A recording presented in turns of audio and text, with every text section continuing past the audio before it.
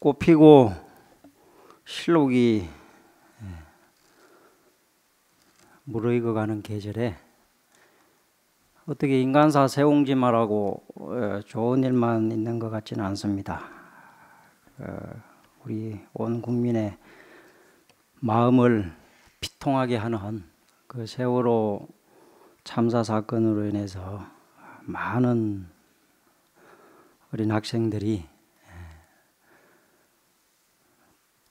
구조되지 못하고 운명을 달리하는 그런 시점에 와 있는데, 우리 그분들이 빨리 생환될 수 있도록 염원하는 마음에서 잠시 합장하시고 묵념을 올리도록 하겠습니다.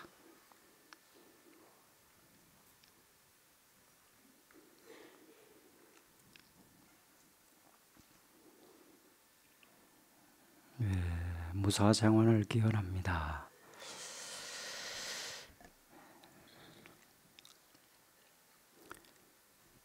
그 부처님의 경전, 대성경전이라고 하는 그 화엄경에 보시면은 마지막에 그 선제동자가 53 선지식을 찾아서 구도 수행하는 이야기가 나옵니다.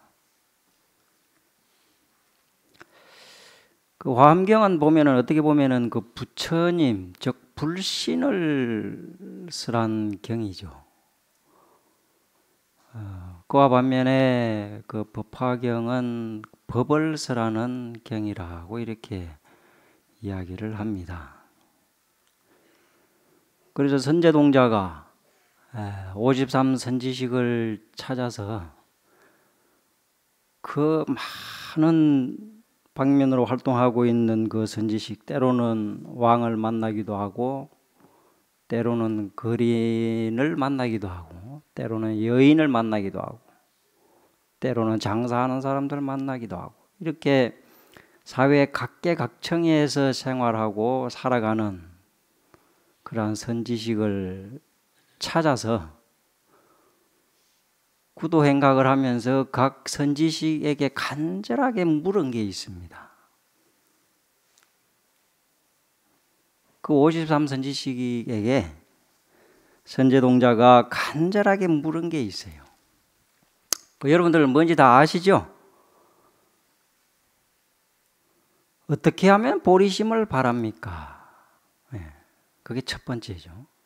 어떻게 하면 보리심을 바랄 수 있습니까? 어떻게 하면 보살의 지위를 수행할 수가 있습니까? 그 다음에 어떻게 하면 보살의 원을 성취할 수가 있습니까?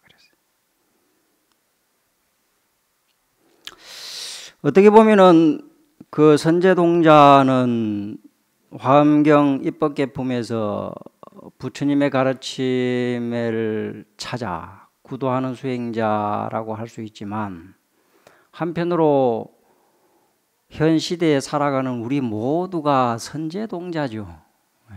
선제동자입니다. 우리가 살아가면서 이 세상을 살아가면서 인내하지 않고 살아갈 수가 있습니까? 노력하지 않고 살아갈 수가 있습니까? 우리는 이 세상 살아가면서 끊임없이 노력하고 끊임없이 정진하고 끊임없이 성취해 나가는 그런 선제동자, 바로 그 동자죠.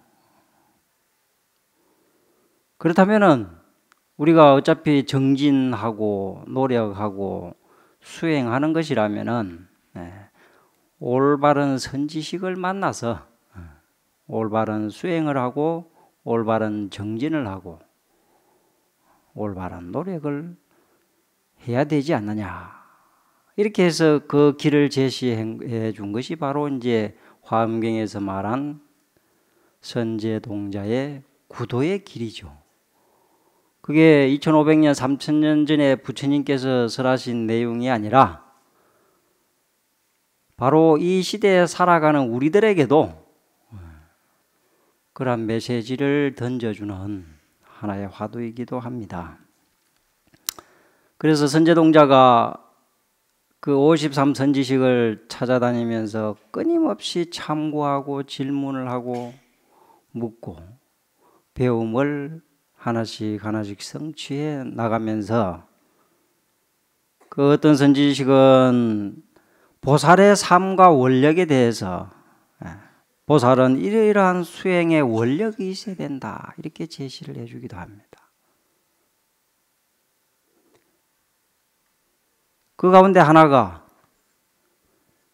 보살의 원력은 중생들에게 한량없는 낙을 주려는 연고이다 그랬어요. 중생들에게 한량없는 즐거움을 주려는 연고이다. 그 즐거움이라는 것은 무엇이겠습니까?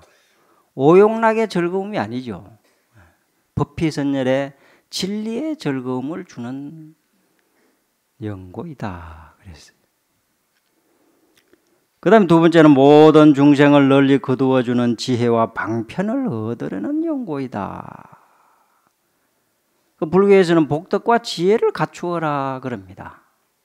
복덕과 지혜를 갖추어라. 복은 우리가 세속적인 복도 있죠. 그 세속적인 복은 어떻게 보면은 자신의 안위와 또는 욕망과 욕심을 채우기 위한 복이라면은 그 불교에서 말하는 복덕이라고 하는 것은 중생을 구제할 수 있는 능력을 갖추는 거예요. 그게 세속적인 복과 이 출가 수행의 복이 다른 거지요.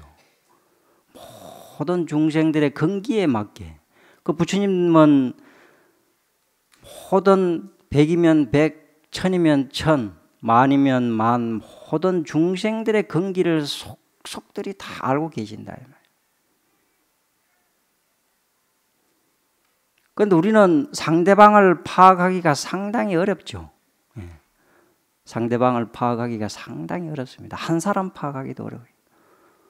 같이 평생 살아가는 부부지간에도 서로 이해하고 서로 파악하기는 상당히 어려워요. 그 잘못 파악해서 때로는 오해도 하고 그 오해로 인해서 서로 갈등이 생기고 그러지 않습니까? 그러니까 부처님께서는 만이면 만, 천이면 천, 낱낱 중생들의 근기를 한 점의 흐트러짐도 없이 다 파악하고 계신다. 파악만 할 뿐만 아니라 그 중생들의 근기에 맞게 모든 방편을 써서 다 구제를 해 주신다. 모든 중생들을 그 근기에 맞게 방편을 써서 구제를 해 주신다. 그래서 보살의 원력의 그 복덕이라고 하는 것은 중생을 구제하기 해주기 위해 모든 능력을 두루 갖추는 것. 그것이 이제 출가 수행의 복덕이다 이렇게 얘기할 수가 있겠죠. 그다음 세 번째 보살의 광대한 해탈과 자유자재한 신통을 얻으려는 연고다. 보살의 그러한 광대한 그러한 해탈법을 얻어서 그 어디에도 걸림이 없는 자유자재한 신통과 묘용을 얻으려는 연고이다. 그 다음 네 번째는 모든 부처님의 세계를 깨끗이 장엄하려는 연고이다 그랬어요. 모든 부처님의 세계. 우리가 사는 이 사바세계가 즉 불국토라 그러죠. 우리가 사는 사바세계가 불국토이고 우리가 만나는 사람이 모두 부처다 그랬어요. 경전에서 수없이 이렇게 얘기하고 스님들이 이렇게 법문을 하고 하지만은 그러나 우리는 현실적으로 그 부닥치는 것이 머리로는 이해하지만 이 가슴으로 그렇게 느끼지는 못합니다. 이제 그렇게 되기 위해서 우리가 끊임없이 수행을 하고 정진을 하는 거 아니겠습니까? 그래서 우리가 보살행을 닦고 그래서 보살의 원력을 실천해 나가는 것이다. 그 다음 다섯 번째는 모든 부처님의 법을 분명하게 깨치려는 연고이다. 모든 부처님의 법을 분명하게 내 마음에 깨달음을 성취하려는 연고이다. 그 다음 여섯 번째는 모든 부처님께 공양을 하려는 연고이다. 그러니까 우리가 이제 뭐 복지관이나 이런 단체에서 무료로 점심을 주기도 하고 또는 따뜻한 네이 한 벌 보시해 주기도 하고 이렇게 합니다마는 점심 한 끼를 줌으로 인해서 한 끼의 배고픔을 면해 주는 것보다도 그분의 마음, 진리를 깨닫게 해서 영원히 배고프지 않는 법을 일깨워 주는 것이 더 절실하다고 할 수가 있겠죠. 그 다음 일곱 번째는 모든 부처님의 가르침을 받아 지니려는 연고이다. 그랬어요. 그 부처님의 가르침이라고 한다면은 그 어떤 것이라도 믿고 그것을 따르고 수행하려는 연고이다. 그래서 그것이 부처님 보살의 원력이라 그랬어요. 여덟 번째는 모든 착한 인연을 모으고 모든 미묘한 행을 닦으려는 연고이다. 모든 착한 인연을 다 모으고 모든 악한 인연을 다 여인다. 그 옛날에 중국의 백낙천이라고 하는 그 아주 제가 불자죠. 어떤 스님에게 이 불법이라는 게 무엇입니까? 모든 악을 쉬고 모든 선을 행하는 것이다. 그러니까 백낙천이가 그것은 뭐 3살 먹은 어린 애도 아는 얘기 아닙니까? 3살 먹은 어린 애도 다 아는 이야기지만 8 먹은 노인도 이것을 실천하기는 어려운 법이다 그랬어요. 그 다음 번째 모든 중생들의 마음바다에 들어가 장애를 없애려는 연고이다 그랬어요. 중생들의 마음바다, 마음 속에 들어가서 그 중생들이 안고 있는 모든 장애를 다 소멸해 주려는 그러한 연고이다. 10번째는 모든 중생들의 근기를 알고 교화하여 성숙해 하려는 연고이다 그랬어요. 모든 중생들의 근기를 낱낱이 알아서 교화해서 그 미숙한 중생들의 마음을 성숙하게 해주는 그러한 연고이다. 이렇게 해서 그 53선지식들이 그 보살의 그 이제 그 선제동자는 실천 수행자의 표본이죠. 실천 수행자의 표본이고 마지막에 이제 그 보현보살이 나옵니다. 이 보현보살은 원력보살의 표본입니다. 원력보살의 표본이죠. 그러한 모든 원력을 성취하는 것. 이것이 바로 보살의 원력을 성취하려는 연고이다. 그러니까 선제동자가 53선지식을 참문하면서 끊임없이 물음을 제시한 것이 보살의 원력, 보살의 지위를 수행하는 일, 보살의 지위를 성취하는 일. 어떻게 하면 보살의 원력을 세우고 원력을 수행하고 원력을 성취하나이까?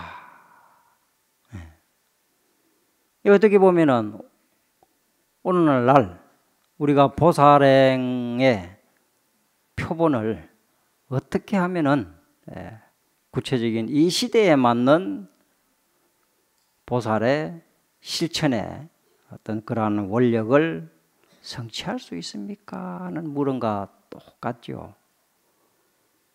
그러니까 우리 절에 다니는 모든 불자님들은 각자 모두 한 사람의 선제종자가 되어야 된다 말이죠. 선제종자가 되어서 모든 방편을 서서 중생들을 교화하고, 그러한 방편의 교화가 그 방편의 교화가 서로 갈등과 대립이 아니라 조화를 이루어서 이 사회가 화합과 조화로서 모든 원력을 성취해 나가는 그러한 삶의 표본이 되어야 된다고 하는 거죠. 이와 마찬가지로 우리 불교의 부처님의 가르침이라고 하는 것은 무한한 중생을 중심으로 합니다. 그 어떤 경전도 부처님을 중심으로 한 것은 없어요. 모든 것을 중생을 중심으로 해서, 그러니까 중생이 있으니까 부처가 있다고 그러지 않습니까? 중생이 존재하기 때문에 부처가 존재한다고 할 정도로 불교의 가르침은 모든 것이 중생을 중심으로 전개되어 있다.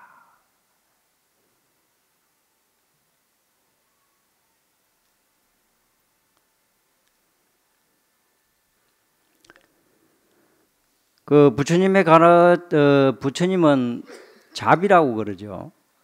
부처님은 자비라고 그러는데, 이 자비는 뭐 사랑이라고 표현할 수도 있고 여러 가지로 표현할 수가 있습니다. 이 부처님의 사랑은 끝이 없죠. 그 어떤 대가도 바라지 않습니다. 그것이 마치 어버이의 사랑과 같다 그랬어요. 어버이가 자식을 위해서 베푸는 사랑에는 대가를 바라지 않잖아요. 그런데 남녀 간의 사랑엔 서로 대가를 바란다 그래요. 친구 간의 우정에도 대가가 따라. 그 자식이 부모에게를 사랑하는데도 대가가 따라요. 대가를 바랍니다. 그런데 오직 부모가 자식을 사랑하는 데는 그 어떤 대가도 바라지 않는다. 그래서 부처님의 사랑을 어버이의 사랑과 같다 그랬어요. 제가 어느 책에서 봤는데 뭐 또 재미있는 이야기가 하나 있었습니다. 그 70 먹은 아버지가 이제 치매기가 조금 있었어요. 그래서 50 먹은 아들하고 이제 마루에 앉아서 서로 차를 한잔 마시면서 시간을 보내고 있었죠. 근데 마침 창너머에 그 감나무가 한 그루 있었는데, 감나무에 까치가 한 마리 날아와서 이제 깍깍하고 짖는다 이 말이죠. 그러니까 아버지가 얘야 저게 뭐냐. 그러니까 아들이 까치입니다 아버지. 그러면 그래. 조금 있다가 또 아버지가 얘야 저게 뭐냐. 까치예요. 그래. 조금 있다 또 아버지가 얘야 저게 뭐냐. 아 참 까치라니까요. 그래. 한참 있다 또 아버지가 치매기가 있으니까 자꾸 잊어버리는 모양이에요. 저게 뭐냐. 아 참 노인네 그 까치라니까 자꾸 짜증나게 묻네. 그 아버지가 이제 처음에 2-3번 물을 땐 친절하게 대답하다가 5-6번 물으니까 아들이 그냥 짜증을 내면서 막 그냥 핍박을 하죠. 그 아버지가 설그머니 일어나서 방에를 가서 아주 오래된 이제 공책을 한 권 이렇게 들고 나왔습니다. 그래서 이제 책을 뒤적뒤적 하더니 어느 페이지를 펴서 이렇게 아들에게 읽어보라고 이렇게 주었습니다. 그 아들이 보니까 옛날에 아버지가 자신이 직접 썼던 일기장이에요. 일기장이에요. 거기를 읽어보니까 몇 월 며칠 날씨 맑음, 오늘은 나의 아들이 태어난 지가 몇 개월이 지났다. 이제 겨우 말을 배워서 옹알옹알하는 옹알이를 하는 시기다. 그런데 같이 마루에 앉아서 아이와 놀고 있는데 마침 그 창너머에 감나무에 까치가 앉아와서 울고 있으니까 이 아이가 궁금해서 아빠 저게 뭐야 하고 손가락으로 가르치더라. 그 아버지는 얘야 저건 까치란다. 또 한참 놀다가 애가 또 아빠 저게 뭐야 하고 이제 물었죠. 얘야 저게 까치란다. 무려 28번을 물었는데 28번을 묻는 동안에 나는 한 번도 짜증스러운 마음이 없었고 물을 때마다 나는 기뻤다. 왜냐? 그 아이가 이 세상에 관심을 가지고 말을 배우고 행동 하나하나 하는 것 말 한마디 하는 게 신비하고 신비로웠다. 그래서 내 마음이 즐겁고 기뻤다. 그런 얘기가 이제 일기장에 탁 써져 있는 거예요. 그러니까 아들이 일기장을 탁 보더니 눈물을 쭉 흘러니. 그러니까 아버지가 등을 토닥토닥 두드리면서 얘야 괜찮다. 너는 나의 사랑하는 아들이란다. 이와 같이 어버이가 자식을 사랑하는 마음은 어떤 대가도 바라지 않습니다. 그 얼마 전에 텔레비에 보니까 그 며느리가 그 시아버지하고 시어머니를 갖다가 그냥 터미널에 버려버리고 나 몰라라 하고 그래 가더라고요. 여러분도 다 보셨죠? 그 이제 이런 우리 현 세태에 살고 있습니다. 여러분들이 나잖아. 그 부처님의 사랑도 그래서 어버이의 그 사랑과 같이 어떤 대가도 바라지 않고 오로지 중생들을 구제하고 구원하고 안락을 주고 편안함을 주고 즐거움을 주기 위해서 이 부처님은 존재하는 것이다. 그 원력의 삶을 실천하는 분이 보살이다. 보살의 원력이다. 그랬어요.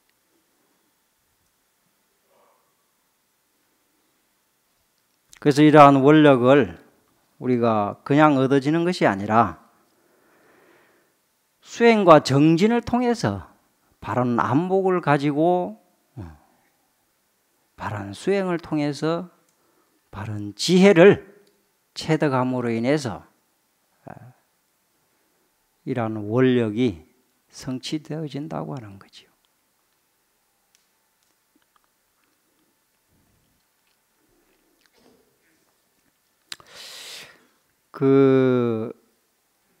우리나라는 아니고 옛날에 중국 그 당나라의 황벽희원 스님이라고 하는 분이 아주 유명한 스님이 계십니다. 그 황벽희원 스님이 그 백장 스님의 제자죠. 백장 스님의 제자고 황벽희원 스님의 제자가 임재의연 스님입니다. 이 황벽희원 스님이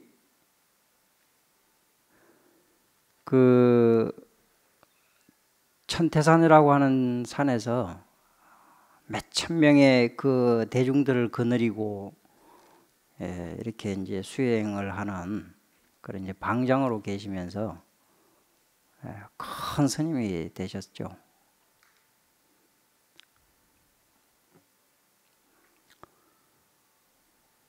근데 이제 그 노모가 계셨어요. 노모가 연세가 많으신 분인데 노모가 계셔서 몇십 년 동안 아들을 못 봐가지고 살아생전에 아들 한번 얼굴 보는 게 소원이었습니다. 그래서 왜 황백스님이 어느 큰 절에 조실 방장스님으로 계신다는 소문이 자자하게 이래 퍼져서 이제 아들 얼굴 한번 볼 거라고 그 멀고 먼 길을 걸어서 그 황백스님이 머무는 절에 도착을 했어요.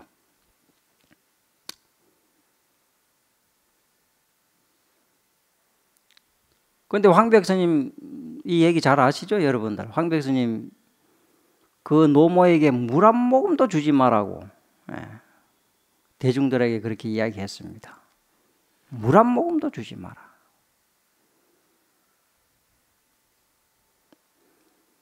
그러니까 이 노모가 그 몇십 년 아들 얼굴 한번 보려고 찾아왔는데 그 뭐 환대는 해주지 못할 망정 물 한 모금 주지 말라고 이렇게 맹정하게 출세하면은 다 이렇게 사람이 변하나 하고 이렇게 그냥 원한 맺힌 이 가슴을 안고 돌아갔어요.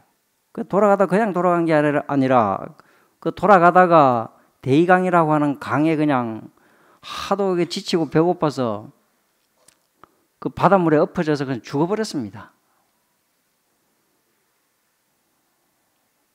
자, 이 사건, 일대의 사건, 이 사건을 우리가 이 현대적인 시각으로 보면 어떻습니까? 그 황백스님이 천하의 불효막심한 놈 아닙니까? 그렇죠? 천하의 불효막심하다.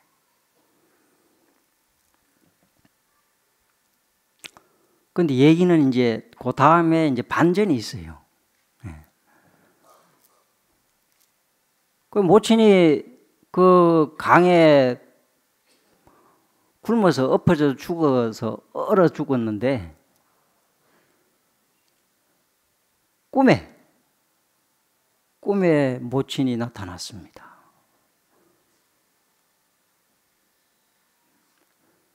내가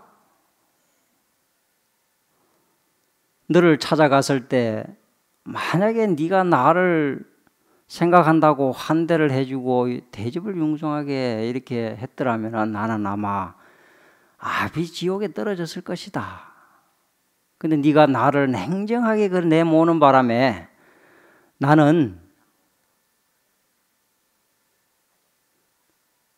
자식과 그 혈육의 애착의 정을 끊어버렸다는 거예요.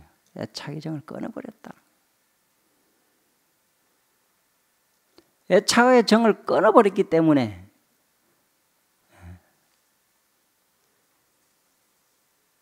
나는 그러한 공덕으로 오늘 나는 천상에 태어났다. 이러고 이제 꿈에 그 현몽을 하더랍니다.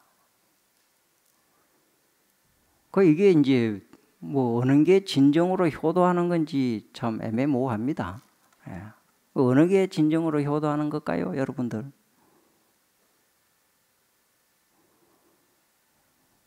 그 뭐 출가 수행하면은 구족이 성천한다 뭐 그런 얘기가 있지 않습니까? 그러니까 수행을 잘 하면은 그 구족이 그러한 공덕으로 좋은 과보를 받는다 뭐 그런 얘기를 합니다. 이와 마찬가지로 황벽 스님도 그 부모에 대한 사랑이 없겠습니까? 있었죠. 누구보다도 효도하고 싶고 잘 모시고 싶고 그렇지만은 출가 수행자 입장에서 중생들을 구제하는 이 출가 수행자가 자기 부모님은 그래도 구제해 드려야 되잖아요. 자기 부모님은 먼저 구제해 드려야 되잖아요. 자기 부모님을 진정으로 구제하기 위해서 현실적으로 조금 가슴 아프지만 그런 용단을 내려서 결국은 그 모친이 깨달음을 얻어서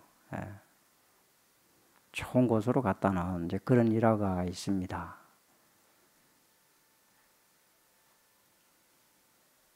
그 여러분들도 이 자제분들도 많이 계시고 그러죠. 예.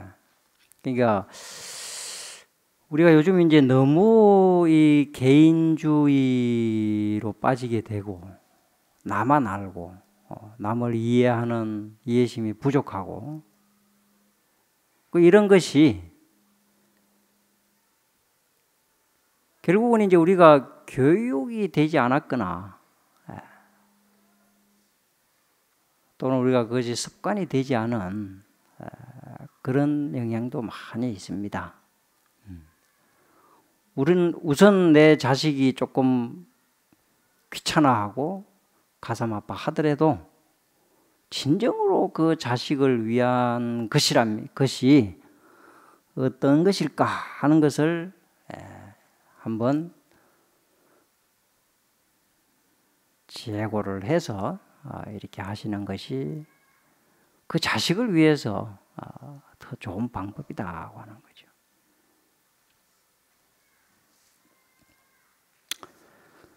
그 황벽 스님 얘기를 제가 했는데 그 황벽 스님을 믿고 따르던 제가 불자가 있습니다. 예.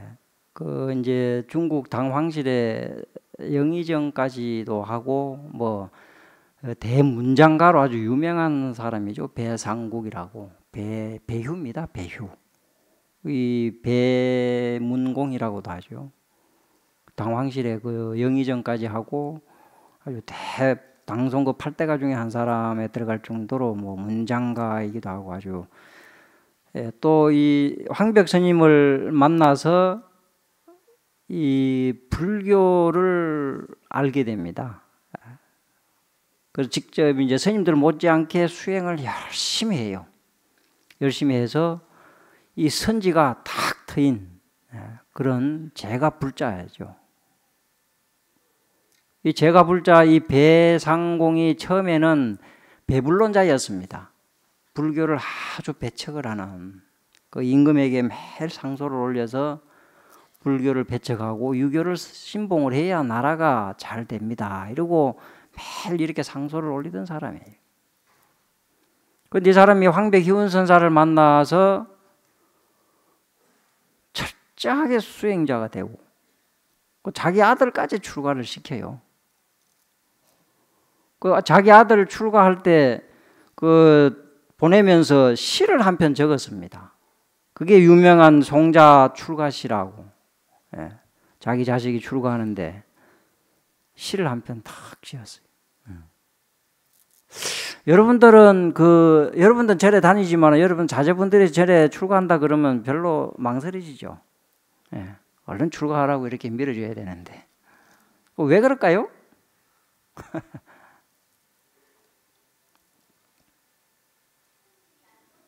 우선 절에 가면 이제 스님들이 고생하니까 자식 고생시키기 싫어서 그런 거예요. 그래서 배우가 그 자기 자식이 출가를 하는데 그 이제 당부죠. 일종의 이제 당부가 여러 가지가 있습니다. 그 출가하게 되었으니 꼭 큰 원력을 세우거라. 원력을 세우거라. 서성구에서 배우기 쉬운 일이 아니다. 향사르고 물 올릴 때 정성 다하고 부처님과 스님 계신 곳 부지런히 설고 닦아라.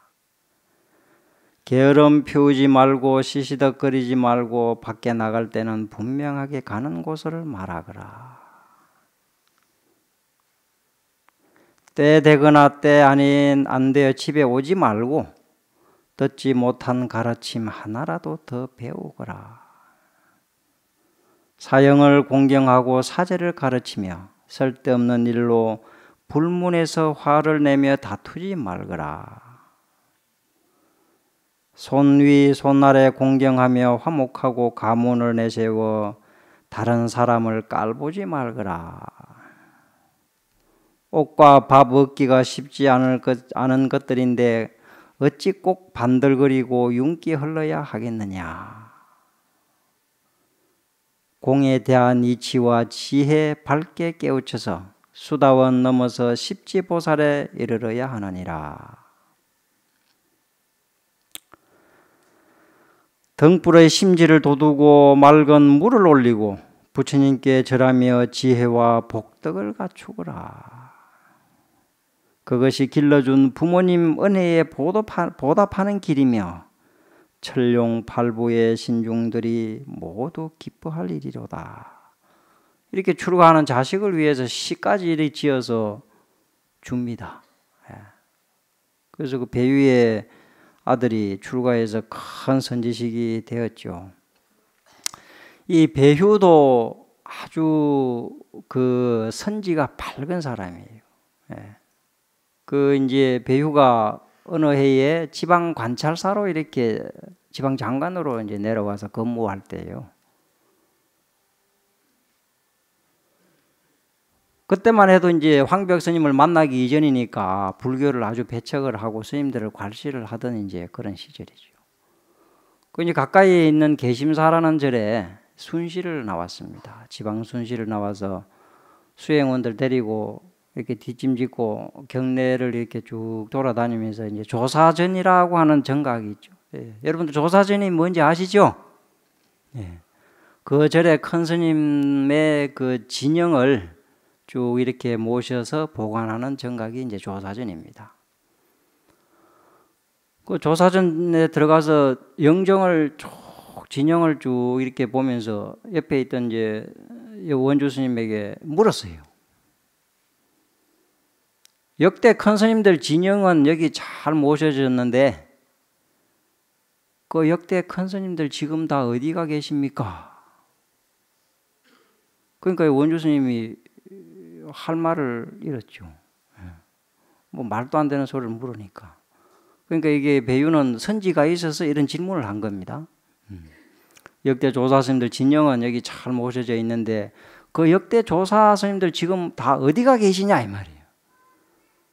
그러니까 이 원주 스님이 대답을 못하고 못하고 이렇게 있으니까 여기에 뭐 수행 좀 하는 스님 없느냐고. 그러니까 원주가 가만히 보니까 며칠 전부터 어떤 객스님이 옷을 흐름하게 입고 와서 객방에서 쉬면서 낮에는 뭐 나무도 하고 청소도 이렇게 하고 밤에는 잠을 안 자고 뭐 자선도 하고 열심히 정진하는 것 같더라. 그 스님이 좀 수행하는 것 같더라. 그렇게 이제 소개를 했죠. 그러니까 그 객스님이 누구냐면은 바로 황벽 희원 스님입니다. 이 스님이 그 천태산에서 이제 1000여 명의 대중들을 거느리고 수행을 하면서 수행 지도를 하며 이제 사시다가 어느 날 갑자기 이 스님이 대중들을 다 흩어버리고 걸망을 지고 만행을 떠나면서 그 개심사에 한 며칠 머물 때 이제 배유를 거기서 우연히 만나게 되는 거죠. 그러니까 뭐 대중들이 그 객스님이 천태산의 그 황벽산에 그 황벽 희원 스님인지 알 수가 없었어요. 요즘이야 이제 언론 매체가 있어서 텔레비에 뭐 어느 절에 큰 스님 하면은 참 이렇게 우리가 멀리서도 다 알 수가 있지만 옛날에는 뭐 임금 얼굴도 모르잖아요. 직접 봐야 알지. 보지 않으면 누가 임금인지 임금이 지나가도 모르죠. 그러니까 황벽 희원 스님이 그 조실 스님이 그렇게 객방에 와 있어도 그 스님이 그렇게 큰 스님인 줄 다들 대중들이 아무도 몰랐다는 거예요. 그래서 이제 원주 스님이 쫓아가가지고 객 스님을 불러와서 그 황벽 희원 그 배유 앞으로 데리고 갑니다. 그랬더니 배유가 뒷짐을 짓고 거드름을 피우면서 내가 이 원주 스님한테 뭐를 좀 물었는데 그 원주 스님이 대답이 시원찮은데 스님이 한번 대답을 해보시오. 다시 한번 물어보시오. 그러니까 배유가 큰 스님들 진영은 여기 잘 모셔놨는데 그 큰 스님들 지금 다 어디가 계십니까? 그러니까 이 황벽 스님이 그대 이름이 뭐요? 그러니까 배유입니다. 황벽 스님이 큰 소리로 배유야 하고 이름을 불렀다. 배유야.